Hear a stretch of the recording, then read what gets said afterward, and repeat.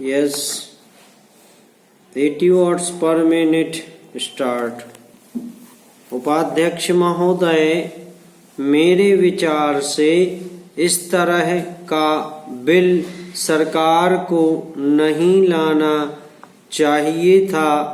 मैं यह भी कहना चाहता हूँ कि इस तरह का विधेयक इस सरकार को लाने का कोई अधिकार भी नहीं है। यहाँ जो बिल लाया गया है उससे सरकार को आय होगी। सरकार की तरफ से यह कहना भी बहुत आवश्यक है कि कितने लोगों पर यह टैक्स लगेगा।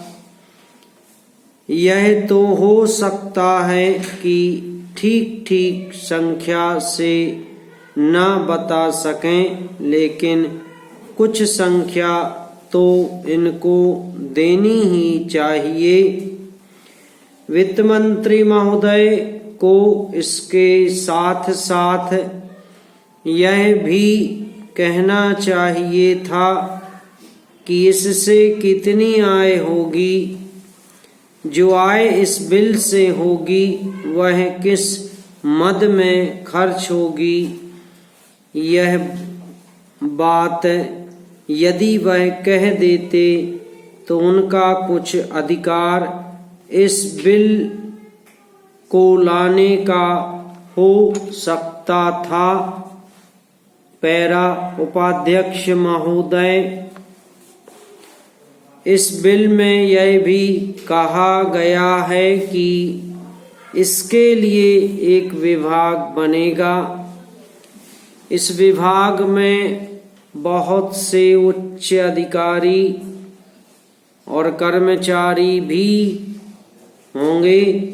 इस तरह से यह एक बहुत बड़ा विभाग बनेगा और जो धन लोगों से वसूल होगा वह सब इस विभाग पर ही खर्च किया जाएगा। मैं पूछ सकता हूँ और हर एक आदमी पूछ सकता है कि इस देश में इस तरह के टैक्स लगाने की क्या आवश्यकता है। सरकार का स्थान हमारे देश में क्या है। अब प्रश्न यह है कि यह प्रबंध किसके हित में करना है। यह प्रबंध समाज के हित में करना चाहिए। अभी तक जो प्रबंध चल रहा है उससे तो ऐसा मालूम होता है कि यह प्रबंध वे अपने हित में कर रहे हैं। मेरे कहने का अर्थ यह है कि कम से कम यह तो पक्का हो जाना चाहिए कि कितनी आय होगी और किस मद में खर्च होगी।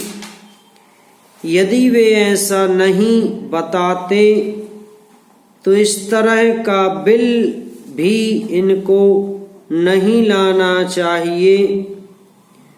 कुछ देशों में यह नियम है कि जितने महत्वपूर्ण कानून बनते हैं पहले उन पर जनता से वोट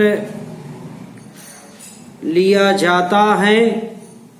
मैं दावे के साथ यह कह सकता हूँ कि यदि इस बिल पर लोगों से वोट मांगा जाए और इस देश के लोगों से पूछा जाए तो शायद 10 आदमी भी इसके पक्ष में वोट नहीं देंगे। मेरा कहना है कि इसके लिए देश में प्रचार करने के बाद जैसी देश की आय हो वैसा देश के हित में काम किया जाए। यह सबको याद रखना चाहिए कि यह देश के हित में हो, केवल सरकार के ही हित में ना हो। पैरा अब सवाल यह है कि यह टैक्स किस दर से लगाया जाए। आपको यह बताना चाहिए कि किस दर से टैक्स लगेगा। समाप्त।